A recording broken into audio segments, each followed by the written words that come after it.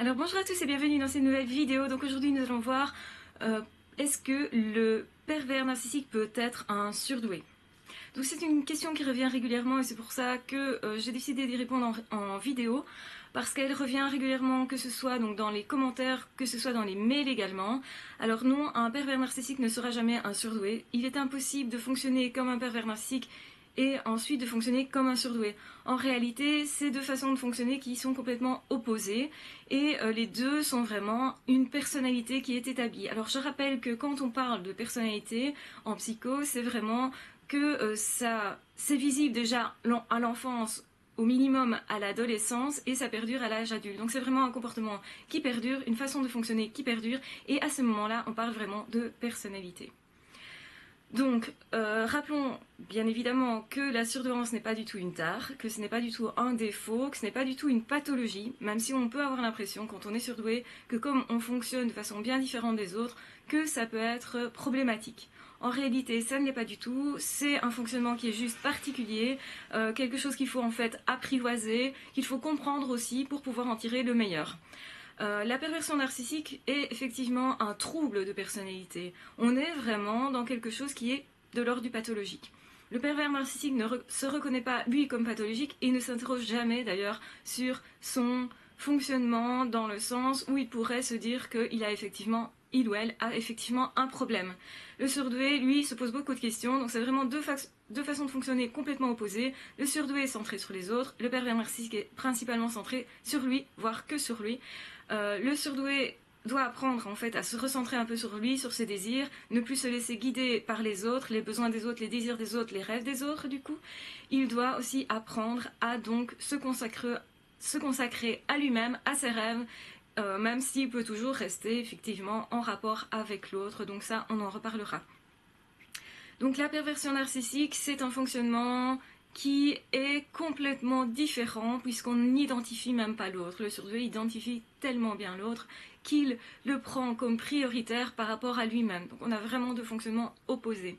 Alors ça veut dire quoi? Ça veut pas dire non plus qu'un pervers narcissique est complètement bête. La perversion narcissique en fait est un fonctionnement et la personne peut être plus ou moins intelligente. Donc il y a des personnes qui sont quand même plutôt intelligentes dans les pervers narcissiques, mais c'est une intelligence qui est particulière.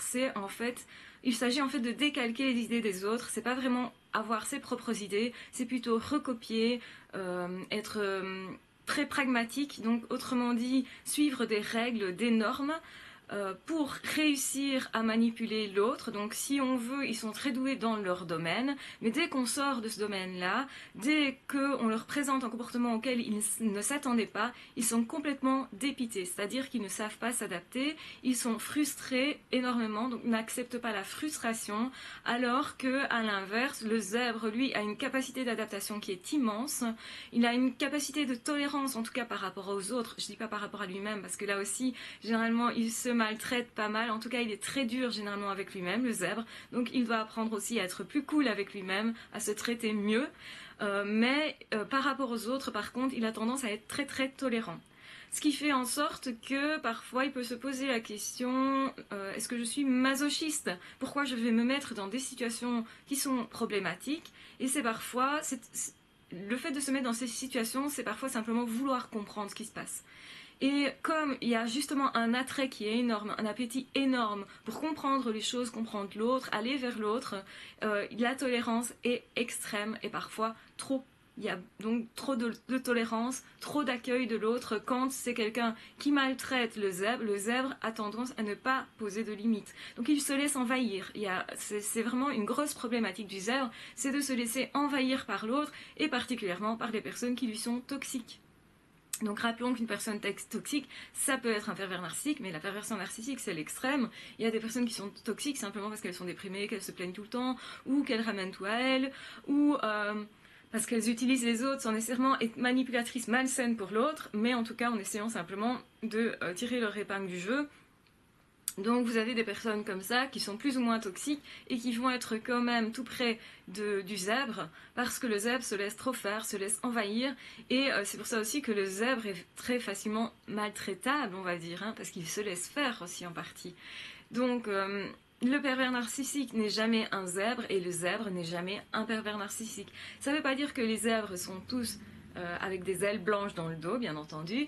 Un zèbre peut faire des bêtises, blesser l'autre, etc., mais ne peut pas le faire sans se culpabiliser, sans ressentir le besoin de réparer les choses. S'il ne répare pas les choses, c'est peut-être simplement parce qu'il n'a pas eu cette occasion-là. Donc ça s'est présenté au niveau de l'occasion, ou parce qu'il y a une très grande timidité, une très grande réserve qui fait qu'au final, on a peur de rentrer en contact à nouveau avec cet autre-là, même si c'est pour réparer. Donc on rêve de réparer sans nécessairement le faire, mais il y a toujours une culpabilité, il y a toujours une certaine honte en fait d'avoir blessé l'autre. Aussi une dévalorisation de soi-même. Hein. Si je blesse l'autre, c'est que je suis pas quelqu'un de bien. Il y a quelque chose de cet ordre-là. Le pervers narcissique, comme il n'identifie pas ni les sentiments de l'autre, enfin sauf pour les manipuler, donc il n'identifie pas non plus l'autre en tant que sujet, il ne le reconnaît pas si vous voulez, il nie en permanence ses besoins et il va en permanence faire ce qu'on appelle un viol de l'autre, des besoins de l'autre, donc c'est-à-dire empiéter sur le terrain de l'autre, simplement pour, non pas pour prendre une place éventuelle seulement, mais pour vraiment amenuiser l'autre, le détruire, l'utiliser mais de manière sadique. Il y a clairement du sadisme là-dedans. Le zèbre n'est jamais sadique en réalité. Donc voilà, on ne peut pas être pervers narcissique et être zèbre à la fois, c'est complètement impossible. Le zèbre a une intelligence qui est extrêmement créative, imaginative, inventive, parfois un peu illusoire et utopique, puisqu'il a tendance aussi à rester beaucoup dans un monde qui n'est pas très réel, très tangible. Donc il va aussi apprendre à se mettre dans l'action réelle pour pouvoir faire quelque chose de sa vie et pour aussi rentrer en relation avec l'autre, puisque le zèbre pourrait avoir tendance à s'isoler beaucoup du coup et à être heureux tout seul dans sa créativité. Ce qu'il doit apprendre, c'est évidemment amener cette créativité vers l'autre aussi pour ne pas justement souffrir de cet isolement au final. Donc ça, on en reparlera dans d'autres vidéos. Donc voilà, je pense avoir vraiment répondu à la question. Non, le pervers narcissique n'est jamais un zèbre et le zèbre n'est jamais un pervers narcissique.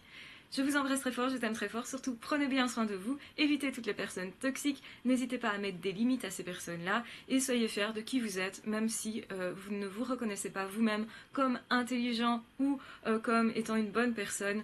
L'important, c'est vraiment de vous aimer vous-même et donc de vous apporter cet amour-là et de ne plus attendre la reconnaissance de l'autre, mais qu'elle vienne d'abord de soi pour qu'on puisse ensuite vous puissiez justement partager avec l'autre. Je vous embrasse très fort, je vous aime très fort. Donc je disais, n'hésitez pas à vous abonner à la chaîne si ce n'est déjà fait, si vous avez envie de voir vraiment toutes les vidéos, de pouvoir les suivre. N'hésitez pas à commenter, à liker, à disliker ou à partager.